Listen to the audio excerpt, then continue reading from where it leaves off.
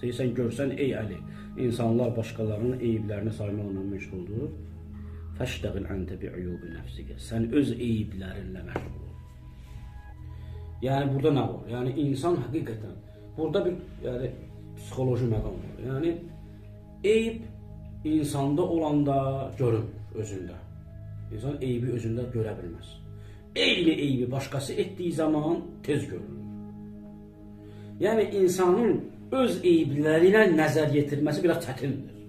Ki insan öz eyblərini araşdırsın, ki məndə hansı səhv var, mən harada hansı hərəkəti doğru etdim, yanlış etdim, hansı sözü harada demək lazımdır, demədim, hansı sözü deməməliydim, dedim.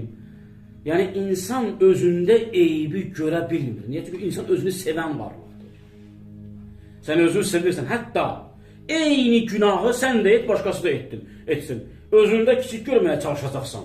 Çalışacaqsan, əsaslar gətirəsən. Yox, mən ona görə etdim ki, mən məsələn məcbur edim, mən yalan danışmağa bu səbəbə görə etdim. Başqası o yalanı dediyi zaman isə, sən həmən onu ittiham edə bilirsən. Niyə? Çünki sən özünü ondan çox istəyirsən axı. Özünə çox aşıqsan, insan özünü çox sevən varlıqdır. Və eyni zamanda insan özünün ehtiramının aradan getməsini istəmir. Başqasının ehtiramının aradan getməsi onun üçün elə də önəmli deyil.